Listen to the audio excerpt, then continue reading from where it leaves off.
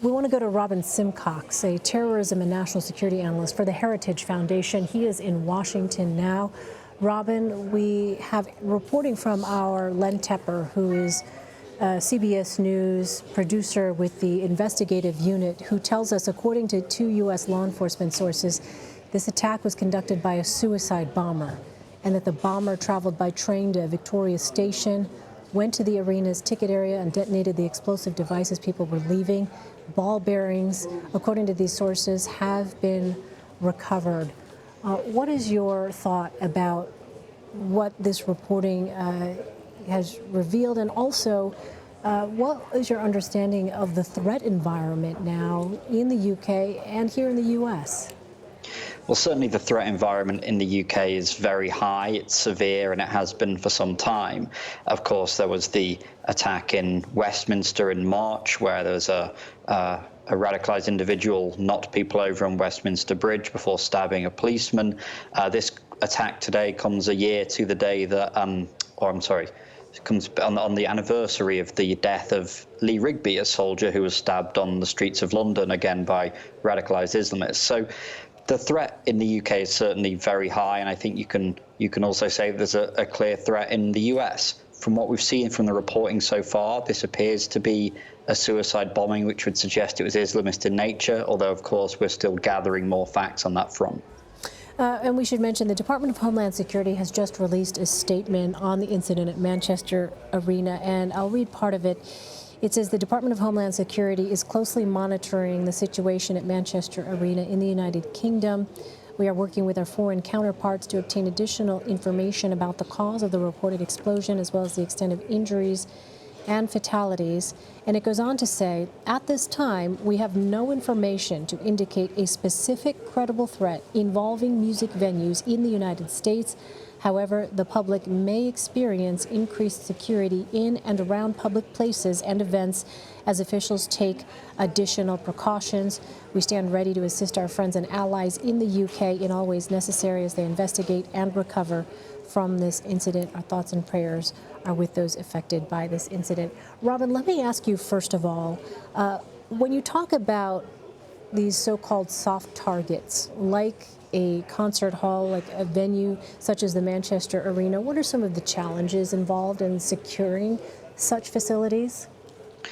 Well, first of all, you've got an extra 20,000 people, first of all, and so you've got 20,000 people, many of whom will be bringing bags in. There's got to be some kind of guarantee that people aren't able to smuggle devices into the arena. Now, it appears at the moment as if the detonation took place in the ticketing area, which suggests that the bomber didn't actually manage to get into the main venue itself. Well, then the question becomes, were security tracking him in the venue? Were the police aware of somebody acting suspiciously? Did CCTV pick up the movements of somebody acting suspiciously? I think the problem is that there's so many target-rich areas for terrorists these days. Of course, they've attacked concert halls in the past, but they've also attacked football stadiums, also attacked restaurants, civilians walking down a bridge in the centre of London, train stations. Ultimately, there's so many possible targets for people wanting to carry out attacks. There's a very high number of terrorist suspects in the UK, around 3,000. And ultimately, even though the UK has very good security services, there's no way it has the capacity to be able to track everyone it's concerned about. And Robin, what about the particular layout of the Manchester Arena in such close proximity to the Victoria Station here? Can you just talk about how that might have been viewed perhaps when you talk about a target or someone looking to do harm? Well, yes. I mean, again, you come back to the fact that this is a large amount of people congregating in one space. I think it's the fact that there's so many young children at this venue is a level of barbarism that is, I think, notable and that we should remember. But of course, you've also got the train station connected to it. These are all areas, and we don't know yet if there's it's part of operating as part of a larger cell. We also have to remember that there's the possibility there could be other plans afoot. Ultimately, there's the train station, the music concerts, the venue itself provides a target-rich environment for for people wanting to commit mass casualty attacks. And Robin, what kind of cooperation is there between the officials in the UK and their counterparts here in the US as they look to protecting their own cities? Well, the intelligence cooperation between the US and the UK is very, very good. You couldn't really get much of a closer intelligence sharing relationship than the one our two countries share. We are part of the Five Eyes intelligence agreement, which means that it's the closest level of cooperation you can really have between two countries. So the UK and the US have worked very closely on counterterrorism for many years, and they'll be continue to do so. Obviously, at a time like this, there'll be lots of intelligence sharing going on, seeing if there's any links, transatlantic ties, if there's any connections back to Syria or Yemen or Afghanistan or Pakistan or any of these other jihadist hotspots that are of concern. And it's absolutely vital that countries like the US and like the UK work together closely if they're going to stop these kind of attacks taking place again in the future.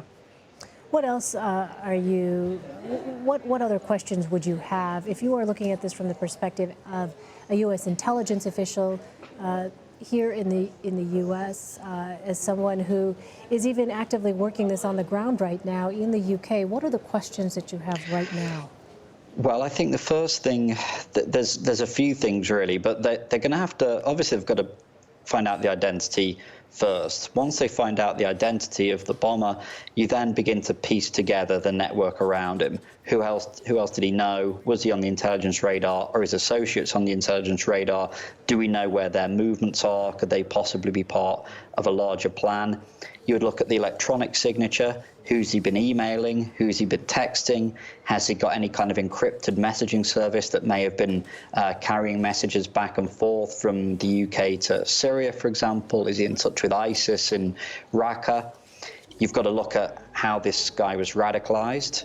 Who could have been responsible for that? Who helped him put together the bomb? Did he get some kind of terrorist training? Who helped radicalize him? At the moment, there are so many of these things that we just don't know. So there's going to be in the weeks ahead, the authorities are going to have to try and piece this together. And Robin, as I look at the reaction from officials here in the United States, we see a statement from, for instance, the governor of New York, Andrew Cuomo, who talks about being heartbroken by the horrific explosion, but also saying, as a precaution, state law enforcement will step up security and patrols. And we know as well that in places like New York City's Times Square, there are going to be more visible anti-terror resources, taking very high-profile patrols there on display, essentially, in a show of force. What is your reaction to that kind of police response here? Well, I think the police want to reassure people who are going to be understandably concerned about this kind of attack taking place that there is a response, that the authorities are aware of the elevated threat environment. And you saw just a few days ago in New York, the car crash in Times Square, which there was a fear that this could be some kind of copycat attack of someone taking a car and just running over pedestrians in Times Square. Now, it appears as if that wasn't terrorism related, that incident. But I think people are afraid.